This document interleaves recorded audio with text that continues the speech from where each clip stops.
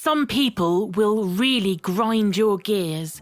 They get in your head and can cause you to feel frustrated, angry, or even depressed just by their mere presence or a single conversation. Unfortunately, in this life, there are some people that actually take joy in getting a negative emotional response from others. Think about this in the context of trolls online, or people that argue for the sake of it, even if they don't believe in their argument. When they feel they have won, because you are emotional and riled up, it gives them a sense of power and accomplishment. People like this go by different names in society. Previously, we may have called them narcissists or pig-headed, but these days there are so many more diverse examples. They can be toxic, psychopathic, bigoted, trolls, anarchists, whatever you refer to them as, they are extremely hard to deal with. This is because they seem to be in control of a situation, and no matter how much you try to defend your rights or make them see sense, they are unmoving and usually counter with another hurtful, incendiary comment that just exacerbates the situation. However, if you find yourself faced with a person like this, there is a method that will help you remain calm and strong. When you have had a chance to calm down, you can choose to cut the toxic person from your life, remove them from social media, and simply not respond to any phone calls or messages. Avoiding that person is a useful tool for two reasons.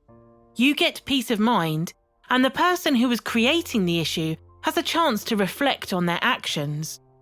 Of course, this only works if they have the capacity to understand that they were the cause of the problem. Either way, it gives you breathing space to move on. Walking away is not always an option though, especially when you may have interpersonal relationships with them, such as shared custody of a child, co-partnering a business, working for an employer who doesn't recognise their toxicity, or maybe it's a family member who you are forced to see on a regular basis.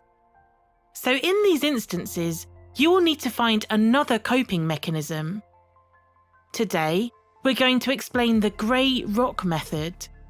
This was first discussed by a psychology blogger in 2013 and has since been the subject of many, many more articles because it is so effective.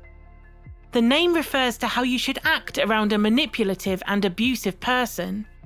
Become as emotionless and as uninteresting as a plain grey rock.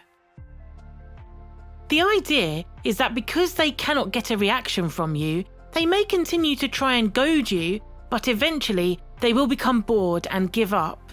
You are not fueling their behaviour by responding.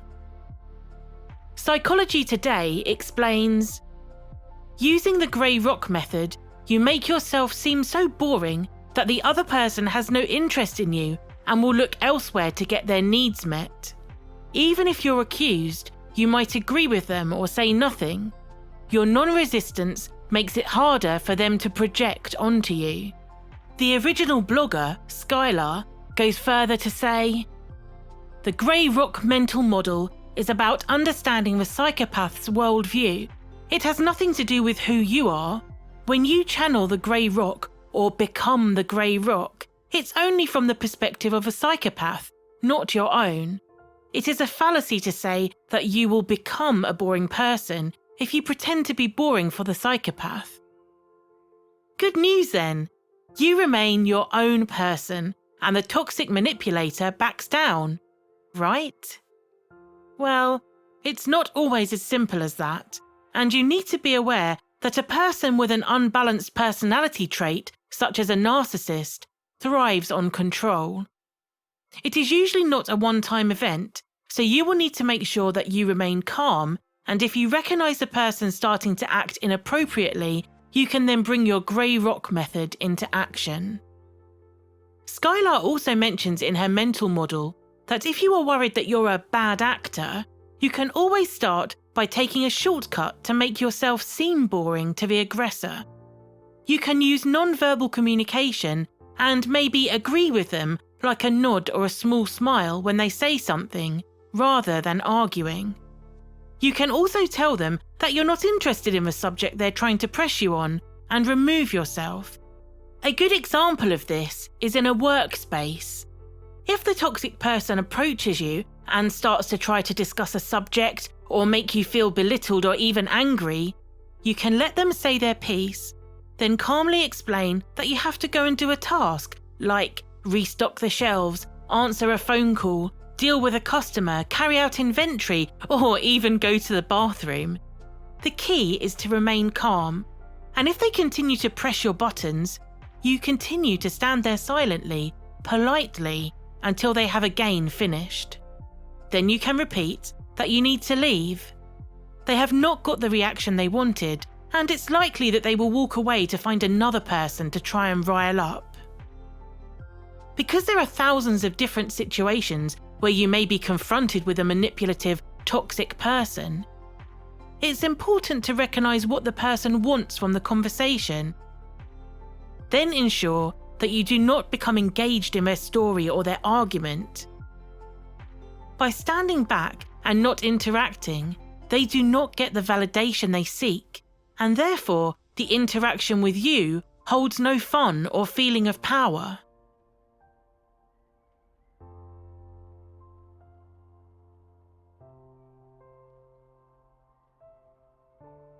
Don't forget that by the time a person has grown into an adult, they will usually have been practicing their manipulative and abusive traits for many years.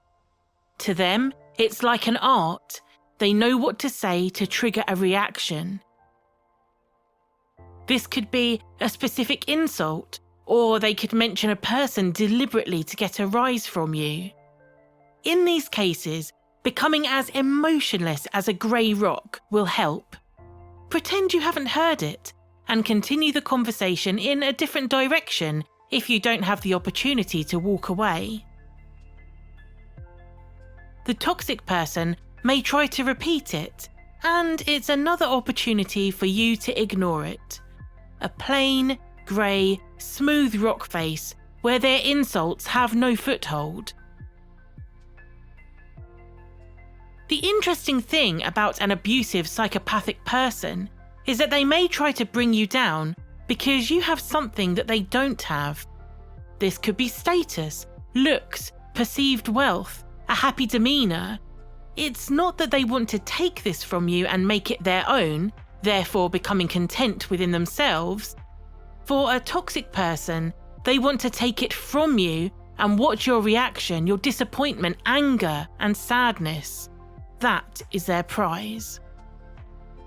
As we mentioned earlier, these kinds of people are tenacious and hardly ever back down on the first try. So, as they attempt to get under your skin, they may double down their efforts and become more persistent. From your point of view, you continue to be calm, serene, and unemotional. We must point out that there is a difference from being in a toxic situation and being in a physically abusive situation. Both can be just as damaging.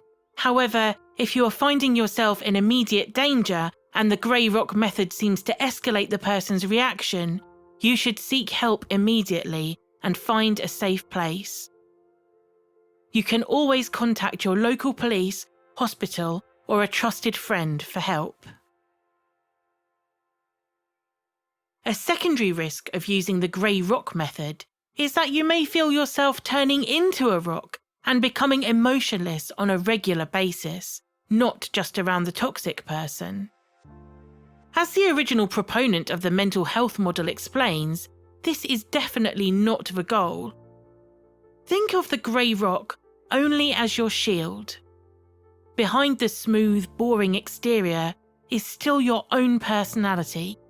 You are simply protecting yourself in a temporary situation. You are not disassociating.